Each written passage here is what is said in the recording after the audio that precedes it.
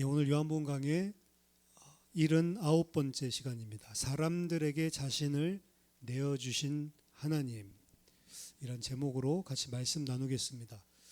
예수님께서 이제 고별 설교를 마치시고 또 제자들을 위해서, 지금 눈앞에 있는 제자들 뿐만이 아니고 미래의 예수를 따르게 될 미래의 제자들까지 포함해서 제자들을 위해 기도하시고 난 이후 이제 18장부터 마지막 장까지는 십자가의 고난, 그리고 부활하신 후에 다시 제자들을 찾아오셔서 일으키시는 장면, 이제 마지막을 향해서 이제 요한복음도 진행되고 있습니다. 고별 설교와 그리고 대제사장적인 기도에서 볼 수 있듯이 요한복음에서 강조하고 있는 주요 메시지는 예수 그리스도의 십자가가 절대 실패가 아니고 그것이 바로 승리요, 그것이 바로 영광이다라고 하는 것이었습니다. 예수님이 이 사실을 분명하게 알고 계셨죠. 그렇기 때문에 오늘 요한복음 18장부터 시작되어지는 이 예수님의 순환과 그리고 십자가 사건에 대해서 요한은 나머지 공간복음서와 조금 다른 각도로 공간복음서에서 하지 않은 이야기들도 하고요, 공간복음서에서 하고 있는 이야기들을, 공통적으로 하고 있는 이야기들을 하지 않기도 하고, 그러니까 요한이 가지고 있는 분명한 메시지가 담겨져 있습니다. 그리고 그 메시지 또한 예수 그리스도의 십자가가 바로 승리다. 십자가에서 죽으시고 부활하시고 나서 승리가 아니고 바로 그 십자가가 하나님의 방법이고 하나님의 승리다라고 하는 것, 십자가가 바로 하나님의 영광이다라고 하는 것을 분명히 말하고 있습니다. 그리고 예수님께서 이 사실을 제자들에게 가르치셨고 그리고 알고 계셨기 때문에 예수님께서 오늘 18장에 그 십자가의 고난으로 나아가는 길은 수동적으로 잡혀가는 것이 아니고 다 아시고 예수님께서 친히 적극적으로 능동적으로 십자가를 향해 나아가시는 그림을 그리고 있습니다. 1절 보니까 예수께서 이 말씀을 하시고 제자들과 함께 기드론 시내 건너편으로 나가시니 그곳에 동산이 있는데 제자들과 함께 들어가시니라. 예루살렘에서 나오셔서 기드론 시내를 건너서 그 시내 건너편에 동산이 있다라고 이야기하는데 이곳이 아마 겟세마네 동산일 것입니다. 감람산에 있는 겟세마네 동산. 왜 이렇게 예상을 하냐면 공간복음서에서는 이런 앞에 배경들은 설명하지 않지만 마지막 잡히시던 때에 겟세마네 동산에 가셔서 기도하시던 예수님의 모습을 마태, 마가, 누가 공간복음서 세 개가 다 정확하게 동일하게 증거하고 있기 때문에 그렇습니다. 근데 겟세마네에서 기도하는 모습은 오늘 요한복음 18장에 하나도 나오지가 않죠.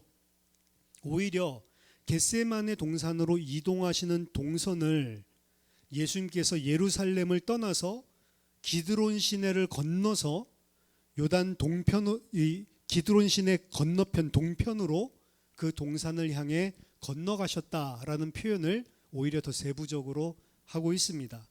이 기드론 시내가 무엇인가? 예루살렘과 감람산 사이에 위치해 있는 시내고요.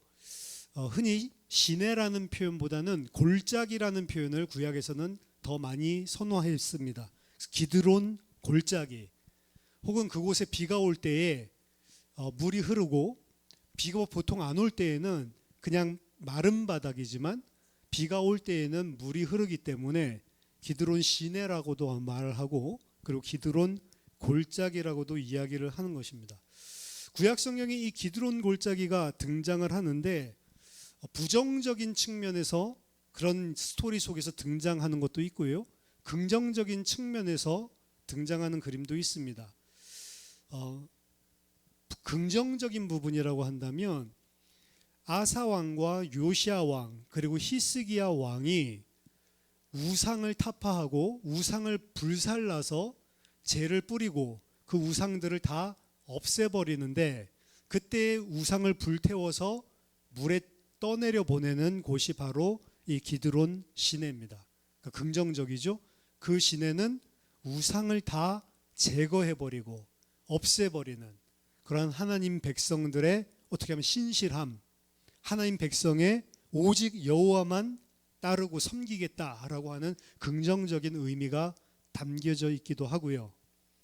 부정적으로 본다면 오늘 본문이랑 대체적으로 일치하는데, 다윗 왕이 예루살렘 성에 있다가 자기의 아들 압살롬이 반역을 일으킵니다. 그 반역을 일으켰을 때 분명하게 예루살렘 성을 떠나서 기드론 시내를 건너서 도망치는 장면이 등장을 합니다. 사실 오늘 본문의 배경이랑 너무나 흡사한 것이죠. 가장 어떻게 보면 배신할 것 같지 않았던 아들이 아히도벨과 함께 모략을 세우고 배반을 하고 일어나서 아비를 죽이겠다고 일어난 게 압살롬의 반역이었거든요. 그때 이 기드론 시내를 건너갑니다. 건너갔을 때 그 골짜기 건너편에 있었던 시므이가 막 재를 뿌리면서 막 흙 집어 던지면서 막 다윗을 저주하죠. 이 비루한 자여. 그때 다윗 왕이 하나님께서 저것도 허락한 것이니까 시므이 죽이지 말고 내버려 둬라. 지금 나이 당하는 이러한 처참한 모습, 하나님께서 혹시 불쌍히 여기시고 나를 살려주지 않겠냐. 그러니까 이런 배경들을 가지고 있는 사실 동선을 오늘 예수님께서 걸어가고 계시는 겁니다. 왕이 되신 그분이 왕궁에서 쫓겨나서, 다윗 왕으로 치면 쫓겨난 거죠. 근데 오늘 본문에서 쫓겨났다라는 표현이 없죠. 예수님이 능동적으로 제자들에게 가자라고 말씀을 하시고 친히 건너가시죠. 다윗 왕이 그리스도의 모형이라고 하지만, 그리고 가장 사랑하는 자에게 배신당하고 쫓겨나는 죽음의 위기로 몰리는 그러한 상황이지만, 다윗 왕과 예수님과의 한 가지 차이점이 그려진다면, 다윗은 수동적으로 죽음을 피해서 쫓겨나는 상황이고, 예수님은 쫓겨나는 것이 아니고 자신이 나중에 나오지만 무슨 일이 일어날지 다 아시고 그 일을 감당하기 위해서 기드론 시냇가를 건너가시는 것입니다. 기드론이라고 하는 단어의 뜻은 히브리어인데요, 검다라고 하는 뜻입니다. 탈무드에 의하면 예루살렘 성전이 세워지고 난 이후 성전에서 제사를 드릴 때 사용된, 도축된 그런 동물들, 제사에 이용됐던 동물들이 도살되고 그 피가 어디에 흘러내렸냐면 이 기드론 시냇가에 하수 시스템들을 통해서 흘러내렸다라고 이야기를 합니다. 처음에는 그 붉었던 피가 하부 기드론 골짜기로 이제 흘러나가서 골짜기 시내를 흘러갈 때에는 검게 물들어서 그 강을 검은 강이라고 불렀다. 탈무드 유대 전통에서 하는 이야기입니다. 예수 그리스도의 십자가의 피를 의미하기도 하고, 검다라고 하는 것을 알 수 있듯이 세상의 검은, 세상의 죄, 흑암 가운데 잡혀있는 세상을 의미하기도 합니다. 어떻게 보면 예수 그리스도께서 빌립보서 2장에 보면 하나님과 동등하신 분이시지만 하나님과 동등됨을 취할 것으로 여기지 아니하시고 자기 육신을 비워서 종의 형체로 이 땅에 친히 오셔서 십자가를 지시기까지 순종하고 아버지께 온전히 복종했다라고 이야기를 하는데, 오늘 이 기드론 시냇가를 건너는 예수님의 모습은 하늘 보좌를 버리고 예루살렘 성, 왕이 있어야 될 왕의 도성을 버리고 억지로가 아니고 쫓겨서가 아니고 능동적으로 친히 적극적으로 버리시고, 그리고 이 흑암한 세상을 구하시기 위해 기드론 시내, 흑암의 시냇물을 건너서 이 세상을 구원하시기 위해 세상 속으로 친히 찾아오신 그 예수 그리스도를 보여주고 있습니다. 예수 그리스도께서는 이 십자가가 영광의 길이요 승리의 길이요, 이 십자가를 통해서만 하나님의 새 창조가 시작될 것을 알고 있기 때문에 친히 이 세상에 찾아오신 빛이 되셨죠. 참빛 곧 세상에 와서 각 사람에게 비추는 빛이 있었나니 그가 세상에 계셨으며 세상은 그로 말미암아 지은 바 되었으되 세상이 그를 알지 못하였고 자기 땅에 오매 자기 백성이 영접하지 아니하였다. 참빛이신 그분이 흑암 가운데 빛이 있으라 말씀하셨던 그 사람들의 빛, 생명의 빛이 흑암한 세상에 찾아왔지만 흑암은 깨닫지 못했다. 이게 요한복음 1장에 예수님께서 이 땅에 오신 것을 요한이 어떻게 보면 시적으로 그리고 창세기와 덧붙여가지고 표현을 하는 것이거든요. 오늘 이 장면이 그 장면과 똑같습니다. 빛이신 주님이 하늘 보좌를 버리고 기드론 시내, 흑암의 시내를 건너서 이 세상에 그들을 살리기 위해 오셨다. 근데 그들을 살리는 방법은 십자가라고 하는 거죠. 그것을 다 아시면서도 잡히시기 위해 친히 기드론 시내를 건너가자라고 이야기하시고 건너가는 모습을 보여주고 있는 겁니다. 예수님께서 잡히시는 동산 겟세마네죠. 그곳에 제자들과 함께 들어가시니라. 그곳은 가끔 예수께서 제자들과 모이시는 곳이므로 예수를 파는 유다도 그곳을 알더라. 오늘 본문에서 개역개정에서는 가끔 예수님이 제자들과 모이시던 곳 이렇게 표현을 했는데 가끔이라고 표현되어 있는 이 부사어는 헬라어로 폴라키스입니다. 폴루스에서 온 거예요. 폴루스는 매니, 많다라는 뜻이거든요. 폴루키스는 그래서 가끔이 아니고요. 자주 이 소리입니다. often의 의미인데 자주, 빈번하게. 그래서 누가복음 22장 39절 40절에 예수께서 나가사 습관을 따라 감람산에 가시매 제자들도 따라갔더니 그곳에 이르러 그들에게 이르시되 유혹에 빠지지 않게 기도하라. 이 겟세마네 동산 감람산 안에 있는 어떤 특정 지역입니다. 넓게 보면 감람산, 올리브, 마운틴 올리브라고 하죠. 올리브산, 감람산이고 그 중에 한 지역 겟세마네 동산이 있는 거죠. 같은 의미로 그래서 혼용돼서 사용되는데 그곳은 누가에 의하면 예수께서 습관을 따라 감람산에 갔다. 그러니까 가끔 가는 곳이 아니에요.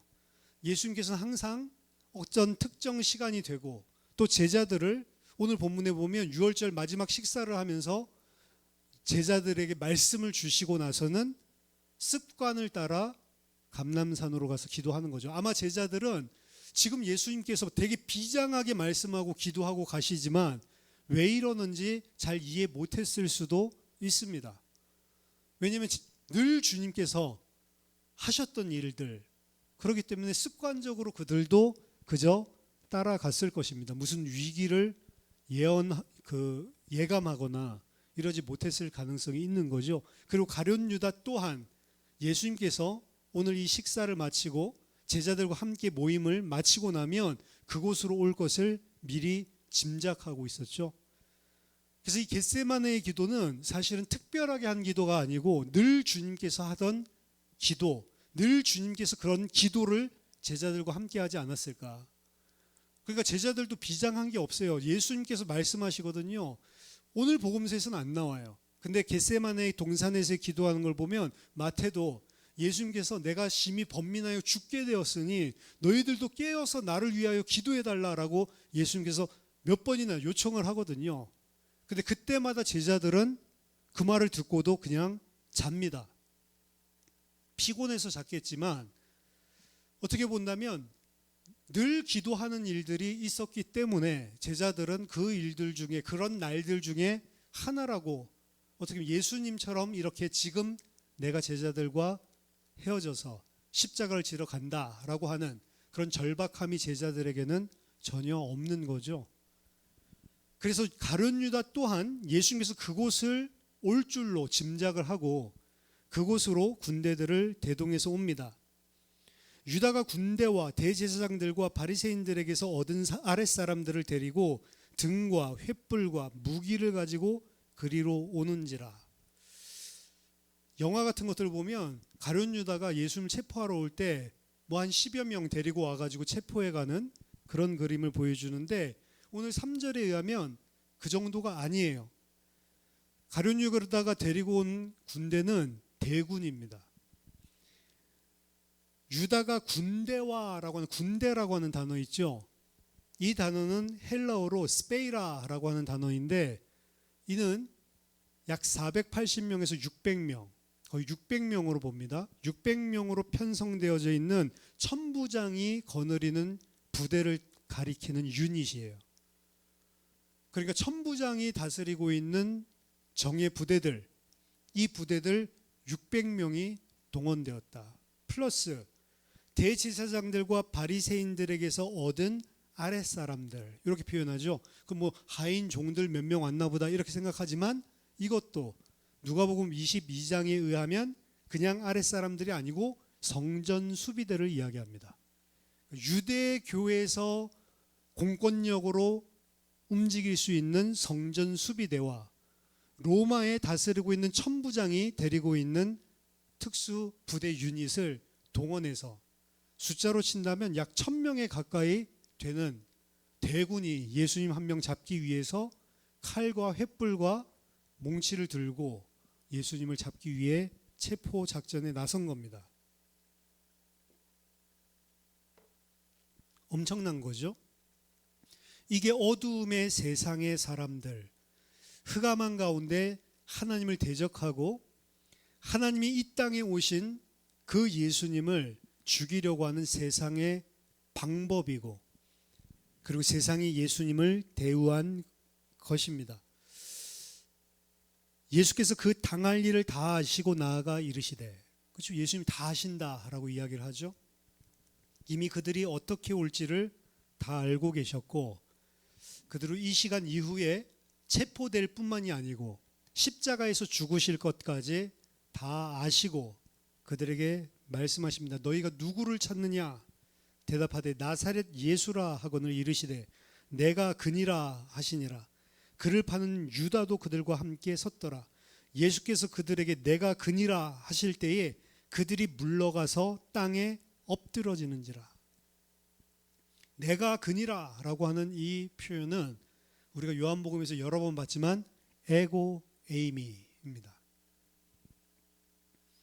하나님의 신적인 표현이죠. 하나님의 이름이죠. 누구를 찾느냐? 나사렛 예수를 찾는다. 에고 에이미 딱 선언하시는데, 나는 나다라고 하는 거잖아요, 구약 성경에. 그리고 하나님의 이름으로 에고 에이미, 나는 이다, 요건데 그냥 수로를 이 다스리는 보호가 존재하지 않는 거예요.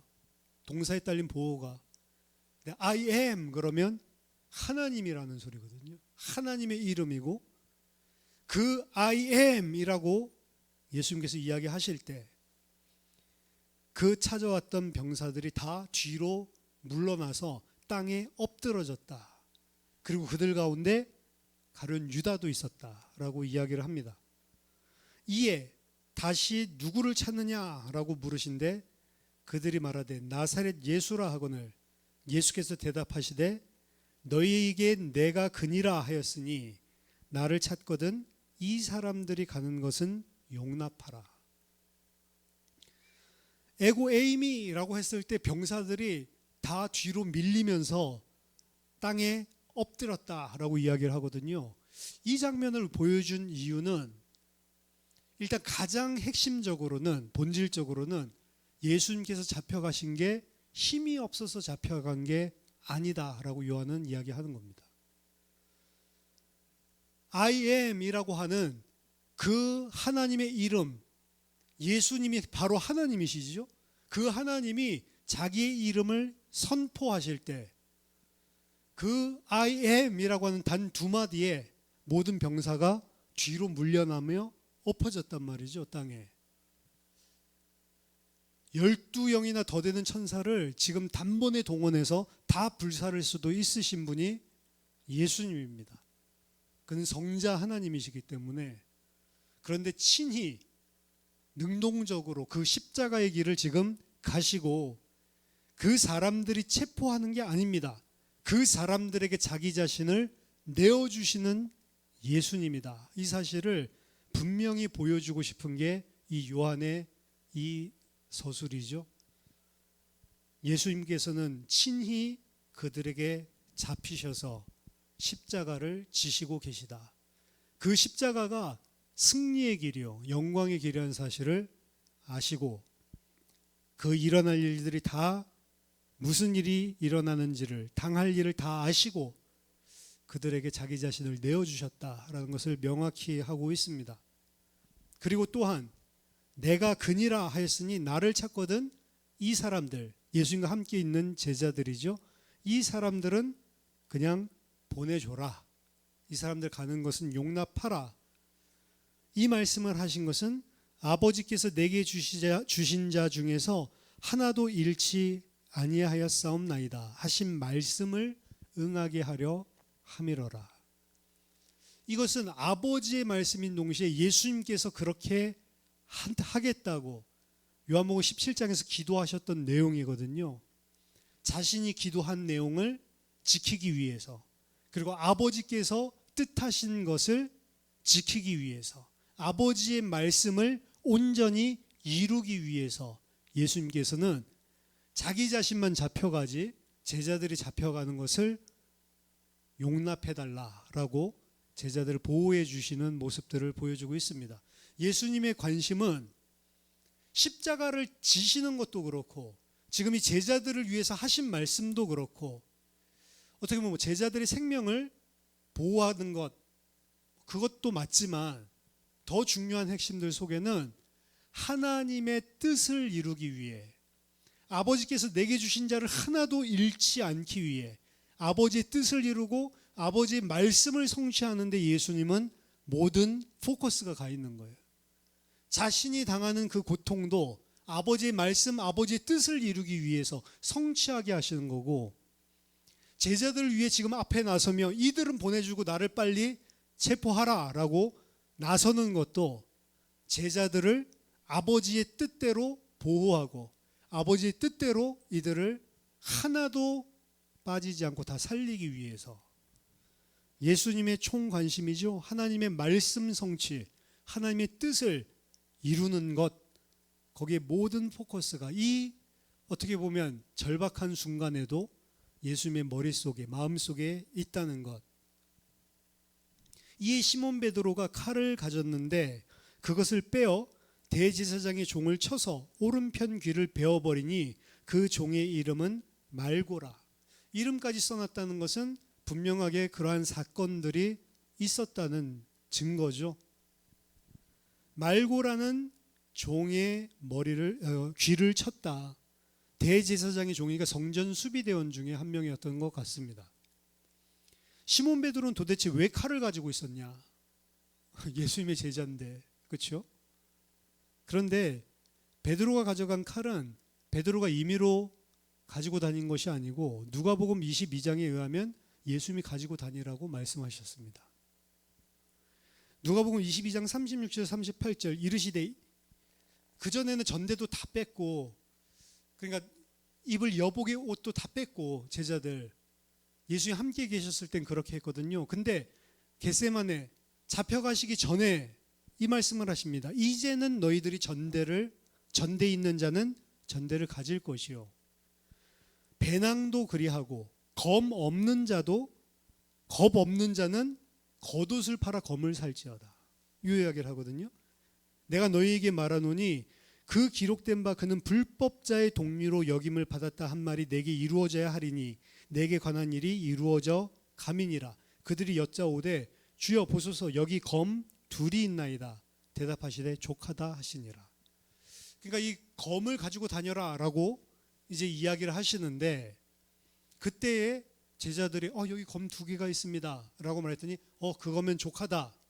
근데 그 검을 특별히 이야기를 한 이유가 예수님의 포커스는 어디 있다고요? 똑같아요. 누가도. 그는 불법자의 동류로 여김을 받았다 한 말이 내게 이루어져야만 한다. 그 하나님의 말씀이 성취되게 하기 위해서 검을 가지고 있으라는 거예요. 그러니까 이 검을 가지고 싸우라는 이야기가 아닙니다. 베드로는 지금 예수님이 체포되지 않게 하기 위해서 검을 가지고 예수님을 보호하고 체포되지 않기 위해서 그 종을 쳤지만, 예수님께서 검을 가지시라고 한 것은 세상적인 방법으로 너희들이 싸우라고 지금 가지고 있으라는 게 아닙니다. 무엇 때문에 가지고 있으라고 했죠? 말씀 성취 때문에. 그러니까 예수님의 모든 포커스는 하나님의 말씀이 성취되는 거예요. 그냥 죽는 것도 안 됩니다. 반드시 십자가에 달려 죽어야 되고, 누구에게 가장 친한 자가 뒤꿈치를 들고 배신해서 죽여야 되는 것이고, 다윗 왕의 예표를 통해 보여주셨듯이 가장 사랑하는 자, 배신할 것 같지 않은 자가 나를 죽이러 쫓아와서 죽어야 되고, 기드론 시내를 건너야 되고, 이런 것들이 전부 다 예수님 마음속에는 담겨진, 하나님이 장차 그리스도를 통해서 이루실 일들을 약속한 것들을 하나하나 다 기억하는 겁니다. 진짜 놀라운 건 십자가 위에서도 엘리 엘리 라바 사박다니. 근데 그것도 어디 나와요? 시편 22편에 나오죠. 왜 그 말을 내 아버지여 내 아버지 어찌해서 나를 버리십니까? 원망스러워서 한 게 아니고요. 말씀 성취를 위해서 하신 모든 것들이 예수님의 생각 속에는 하나님의 말씀을 이루는 것, 말씀의 성취에 다 가 있는 겁니다. 새 창조의 나라는 베드로가 생각하는 것처럼 검을 가지고 싸우는 세상의 방법이 아니에요. 이 세상은 검을 들고 횃불과 몽치를 들고 찾아왔지만 하나님의 방법은 십자가입니다. 근데 베드로는 아직 모르는 거예요. 하나님의 방법이 무엇인지를. 자, 아까 가룟 유다 이야기가 잠깐 나왔는데 병사들이 다 엎어지고 뒤로 물러날 때 가룟 유다도 거기 있었다라고 이야기를 합니다. 가룟 유다가 왜 배신을 했냐? 돈 벌기 위해서 배신한 게 아닙니다. 돈을 받았죠. 근데 그 돈을 받은 게 은 30냥인데 그 은 30냥이라는 것도 하나님의 말씀이 성취되는 가운데 다 들어가 있는 거고, 구약에 이미 은 30냥에 팔린다고 예언되어 있거든요. 가룟 유다가 가장 배신할 것 같지 않는 사랑하는 자가 일어나서 발꿈치 들고 배신하는 것도 다 예언되어 있는 일인데 그는 모르죠. 그럼 가룟 유다의 동기는 뭐냐? 돈이 아닙니다. 왜냐? 예수님이 힘없이 잡혀 들어가서 두들겨 맞는 것 봤을 때, 아직 십자가 지시기 전에 그 모습 보고는 돌연 제사장들 찾아가서 그 사람 죄 없으니까 돌려달라, 풀어달라고 이야기하거든요. 그래서 여기 내가 받은 은 여기 있다. 우리는 받을 수 없고, 너가 무지한 자를 무고하게 네가 밀고 해가지고 죽게 만드는 것이라면 그 죄는 네가 져라 이러면서 안 받아주거든요. 그러니까 돈 때문에 한 게 분명히 아니죠. 가룟 유다가 생각한 것은 베드로랑 똑같은 방법이 아니었을까? 이 요한복음을 통해서 저는 추정을 합니다. 왜냐하면 예수님께서 잡으러 갔는데 I am 이라고 하는 한마디에 로마 병사들이 1000명이 되는 그 군대들이 뒤로 물러나면서 꼬꾸라졌단 말이죠. 이걸 보고 가룟 유다가 오호 통제라라고 했을 겁니다. 드디어 주님이 로마를 향해 손을 드는 날이 일어났구나. 사실 가룟 유다는 예수님이 마음만 먹는다면 로마 병사들 아무것도 아니라고 생각을 했습니다. 왜냐? 너무나 큰 것들을 봤어요. 물 위를 걸으면서 한 말이 I am 아니었습니까? 제자들이 물 위에서 풍랑 만나서 벌벌 떨고 있을 때 오병이어 기적이 일어나고 난 다음에 그때 예수님께서 물 위를 걸어오시면서 제자들에게 I am 이라고 선포하시거든요. 가룟 유다 입장에서 답답한 겁니다. 이분이 그 하나님의 능력, 성령의 능력으로 손 한 번만 들면 로마 다 뒤집어 버릴 수 있고, 우리가 원하던 그 메시아 일을 할 수 있는 진짜 하나님이 함께 하시는 그리스도가 맞다. 본인은 이렇게 생각하는데 예수님 그 능력 가지고도 이들과 안 싸워요. 그냥 말싸움 하는 것 같고, 그냥 한번 그들 앞에서 능력 보여주면 될 것 같은데 꼭 그들이 안 보는 곳에서만 능력 베푸시고, 그들 앞에서는 정작 그냥 말로만 막 말씀 가지고 막 싸우고. 그러니까 어떤 면에서는 위기의 상황을 일부러 극적으로 연출을 하면 그때 비로소 손을 드시지 않을까? 그래서 이제 병사들 데리고 왔는데 너희들이 찾으러 온 게 누구냐? 나사렛 예수다. 그때 I am 이런데 확 다 밀리면서 다 꼬꾸라졌단 말이죠. 가룟 유다가 무슨 생각했을까요? 됐다. 이제 끝났다 너희들. 이런 생각했겠죠. 역시 내가 잘했다. 베드로도 마찬가지로 예수님이 십자가 져야 될 것을 이야기할 때 예수님을 붙들고 꾸짖었다고 했거든요. 예수 정신 차려. 똑같은 생각. 가룟 유다도. 그리고 베드로 또한 똑같습니다. 칼을 들죠. 거기서 곧바로. 그리고 괜히 귀 떨어뜨려서 예수님 거기서 또 귀 붙여주고 이런 일 하게 만드는데, 이들은 지금 하나님의 구원의 길, 새 창조를 여시는 길이 십자가라는 걸 모르고, 그 십자가가 영광이요 승리라는 걸 모르고, 그 십자가가 하나님의 방법이라는 걸 모릅니다. 세상과 똑같이 칼과 몽치가 예수님의 방법, 하나님의 방법으로 착각하고 있는 거죠. 아마 가룟 유다는 여기에서 이제 예수님께서 일어나려나 보다, I am 이라고 했을 때, 근데 그 뒤에 갑자기 나니까 다른 사람 풀어주고 나만 잡아가라. 굉장히 의외였을 겁니다. 이때부터. 그리고 베드로 또한 마찬가지죠. I am 이라고 하는 그 호령에 전부 다 엎어졌는데 나를 잡아가라. 그리고 제자들은 풀어주라. 말도 안 되는 일이죠. 그러니까 칼을 빼서 벤게 피했겠죠. 귀를 베고 말았는데, 이들은 아직 하나님의 방법, 십자가가 무엇인지를 모르고 있습니다. 십자가가 아닌 세상의 방법으로 하나님의 나라를 이루려고 하는 것이죠. 하지만 새 창조의 세상, 하나님의 나라는 세상적인 힘을 가지고 세울 수 있는 나라가 아닙니다. 세상과 똑같은 무력과 위력을 가지고 검을 빼어든다고 세울 수 있는 나라가 아니라는 거죠. 11절에 예수께서 베드로더러 이르시되 칼을 칼집에 꽂으라. 아버지께서 주신 잔을 내가 마시지 아니하겠느냐 하시니라. 예수님께서 베드로에게 칼을 가지고 있으라, 검을 너희들 중에 가지고 있으라 제자들에게 말씀하신 것은 말씀을 이루려 하심이었고, 그 말씀은 십자가였습니다. 그 말씀의 방법은 십자가를 통해 세상을 새롭게 창조하는 것이었죠. 칼을 칼집에 꽂아라. 그 방법 아니다. 다른 공간복음서에서는 검을 사용하는 자는 검으로 망한다. 칼을 칼집에 꽂으라.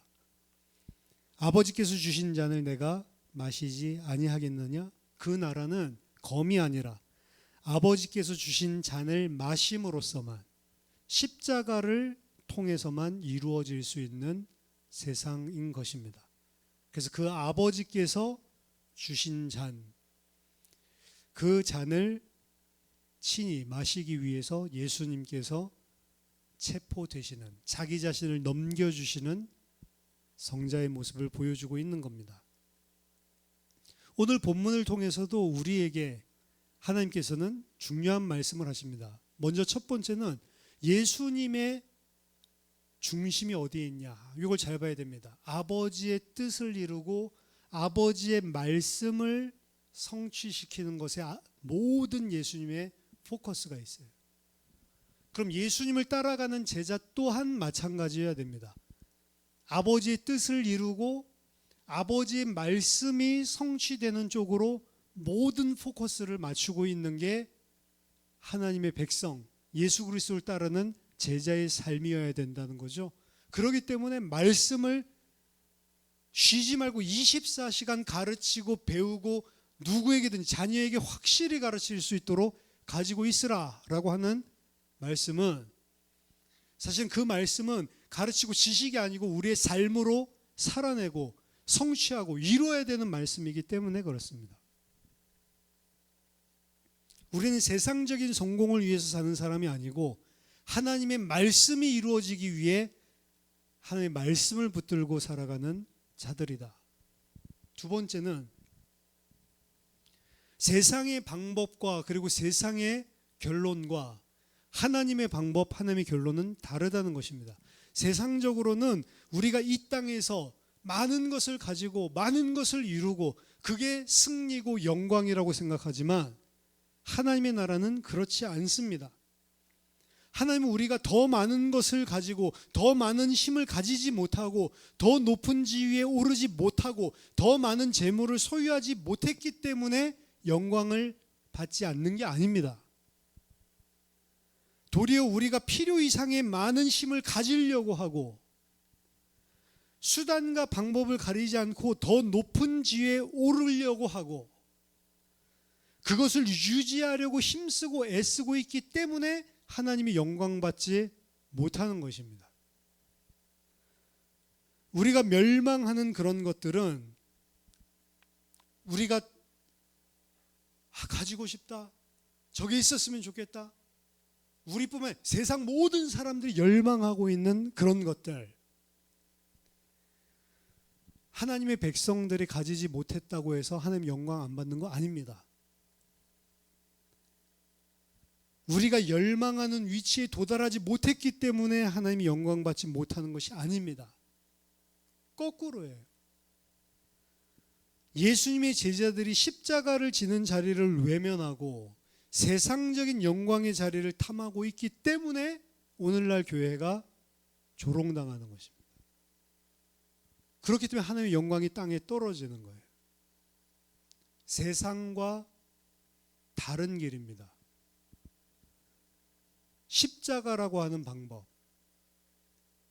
오히려 나를 부인하고 자족하는 마음이 있으면 경건에 유익이 있다라고 이야기했는데 지금 나에게 주신 것에 오히려 자족하고 감사하고 더 많은 것을 이루려고가 아니고 하나님의 말씀, 하나님의 뜻을 이루는 데 포커스가 가 있고 도리어 내 자신을 비워서 많은 사람을 살리기 위해서 예수님처럼 오히려 내 것을 비워내고 주님의 뜻에 순종하는 것, 그게 그리스도인의 모습이고 교회의 모습이어야 된다는 거죠. 만약 그렇게 산다면 핍박하는 자들도 그들에게 감동받아서 돌아왔던 게 교회의 역사였습니다.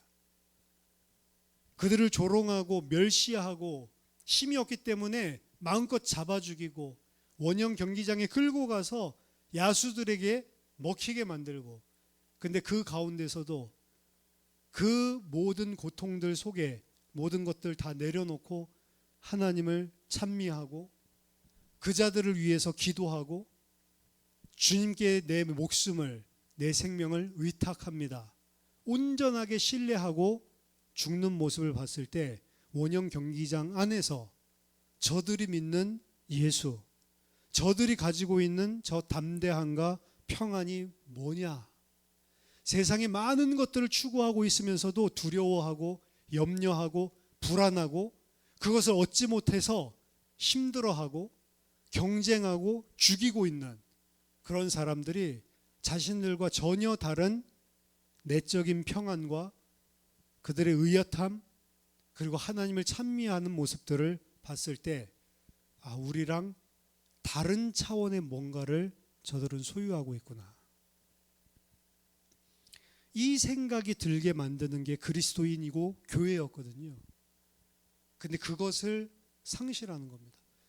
여러분들이 진짜 그리스도인다워지려면 세상에 많은 것을 가지는 것이 아니고 많은 것을 가지지 않았는데도 많은 것을 가진 사람들보다 더 부유하게 살고 더 풍족하게 만족하면서 살고 더 행복하게 살고 더 즐겁고 기쁘고 행복하고 그럴 때 세상 사람들이 차이점을 보게 되는 거죠.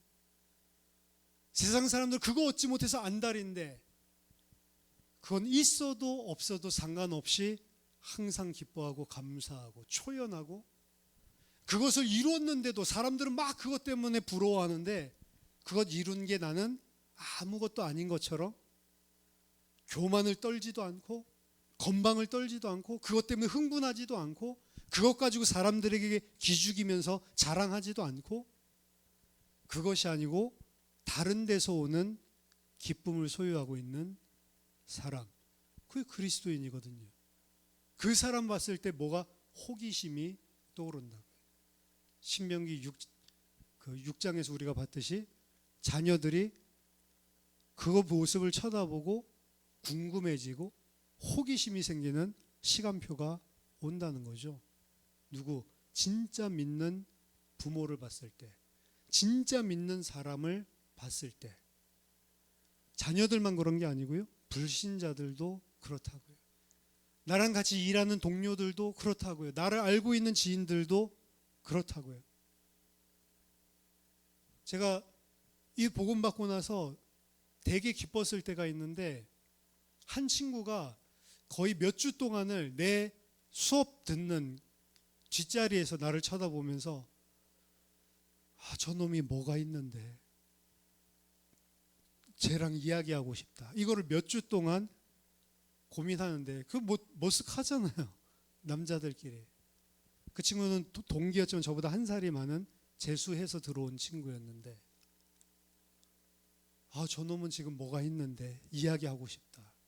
이러다가 3주 만에 저한테 찾아왔어요. 1대1로. 그래서 이야기 좀 들어줄 수 있냐고, 자기 어려웠던 이야기들을 쭉 하더라고요. 공부를 열심히 했던 친구예요. 열심히 해서 우리 과에서 1년에 한 명 문부성 장학금 전액 줘가지고 보내는 교환학생 프로그램에 갔었던 친구거든요. 근데 그 일본에 가서 도리어 경쟁 속에 시달리고 자살하려고 아파트에서 뛰어내리려고 베란다에서 이 손만 딱 놓으면 이제 대롱대롱 매달려 있는 거죠. 근데 막 부모님 생각나고 막 울고 놀까 죽고 싶어서, 그러다가 겁이 나고 부모님 생각 다시 기어 올라오고 죽지도 못하는 병신 이러면서 또 자학하고 그러다가 돌아왔더라. 그러면서 그런 어려움, 마음의 어려움을 당하고 있을 때 4단계 회개하는 2단이 이제 찾아온 거죠. 그래서 거기에 한 1년 정도 막 다니고 있을 때, 근데 이게 뭐가 아니다 싶을 때, 그때 이게 제가 예수 믿고 변화돼서 와서 내 사는 삶들 쳐다보니까, 그래 저렇게 돼야 되는 게 예수 믿는 것 같은데, 자기는 예수 믿는다고 하는데 이단이잖아요. 이거 아닌 것 같은 거죠. 그 안에 막 여러 가지, 왜 그런 생각을 가지게 되는지 여러 가지 이야기들을 해줬는데, 그 친구가 찾아와서 그 이야기를 하고 이제 복음 받고 같이 영접 기도도 하고 말씀 공부도 하고 이랬던 친구가 있는데, 그때 제가 기뻤던 거는, 저는 그 친구에게 아무 이야기도 하지 않았거든요. 근데 그 친구가 나를 봤을 때 쟤는 뭔가 가지고 있다, 쟤랑 이야기하고 싶다, 이런 생각이 들었다는 거예요. 그러니까 우리가 진짜 성령 충만하고 하나님을 기쁘시게 하는 삶을 살고 그 하나님 주신 복을 누리고 있으면, 제가 그 친구보다 성적이 좋겠어요. GPA가 이 문무성 장학금 받고 이런 친구인데, 근데 그 사람들이 가지지 못한 우리만이 가지고 있는 기쁨, 평안, 행복, 이게 있는 거거든요. 복음 있는 사람. 다른 사람들이 봤을 때에도 저들이 가지고 있는 거 뭔가. 신약에서도 너희 속에 있는 소망이 도대체 뭐냐 말해달라 라고 말할 때, 너희들이 말해줄 것을 항상 준비하고 있어라, 이렇게 이야기하고 있는데, 문제가 안 물어보는데 너희 안에 가진 소망 이런 거 안 물어보는데, 그렇죠? 오히려 교회 좀 다니지만 뭘 그렇게 열심히 똑같구만 다. 뭔가를 상실하는 것이다. 그렇죠? 세상과 다른 방법이다. 세상이 알지 못하는 그리스도, 세상이 알지 못하는 하나님과 함께 동행하는 비밀을 누리고, 도리어 세상에서 어떻게 보면 어떻게 저렇게 해라고 하는 십자가의 길로 걸어가는 게 그 세상을 살리고 새 창조를 이루는, 하나님의 나라를 이루는 하나님의 방법이다. 그 일을 위해 주님께서 자기 자신을 능동적으로 적극적으로 세상에게 내어주셨거든요. 우리 또한 우리 자신을 적극적으로 능동적으로 내어 버리고 나를 부인하고 십자가를 붙잡는, 그리고 그 안에서 하나님의 은혜와 진짜 하나님께서 주시는 기쁨을 누릴 때, 사실 그러한 일들은 일어나도 되고 안 일어나도 됩니다. 뭔지 물어보는 사람이 있어도 되고 없어도 그거랑 상관없어요. 내가 기쁘고 행복한데, 내가 감사하고 내 삶이 달라지는데, 그런 것들은 당연히 따라오겠지만 그걸 목적으로 하는 게 아니고 내가 하나님 백성됨을 진짜로 누리는 거죠. 여러분, 하나님이 함께 하십니다. 그리스도인들에게는 하나님이 함께 하신, 그 하나님이 함께 하시는 게 우리의 방법이에요. 그래서 어떻게 해야 주님의 일을 할 수 있습니까? 요한복음 6장에서 물어봤을 때 예수님이 이렇게 해라 이렇게 하지 않고 하나님이 보내신 자를 믿는 게 하나님의 일이다, 믿어라 라고 이야기를 하죠. 예수 그리스도를 믿고 그와 동행하는 것, 그 안에서 내가 감사하고 기쁘고 진짜 하나님을 믿고 신뢰하고 그 믿음의 삶을 살아갈 때, 그것이 그 자체가 하나님의 일이고 하나님께서 그 사람을 통해 일을 벌이신 건 그 2차적이다 라고 생각을 합니다. 저와 여러분들이 정말로 하나님을 누리는, 하나님과 동행하는 믿음의 삶을 살게 되기를 예수 그리스도 이름으로 축원합니다. 기도하겠습니다. 살아계신 하나님 아버지, 은혜를 감사드립니다. 세상과 구별되게 건져내신 자로, 하나님이 함께 하시는 자로 하나님 저희들이 살 수 있도록 세상 방법이 아니라 하나님의 방법, 그리스도로 살 수 있도록, 십자가로 살 수 있도록 우리에게 은혜를 허락해 주시옵소서. 그 믿음 속에 하나님과 동행하며 세상 사람들이 알지 못하는 기쁨과 믿음과 확신이 충만한 하나님 주의 백성들로 살게 하여 주시옵소서. 예수 그리스도 이름으로 기도하옵나이다. 아멘.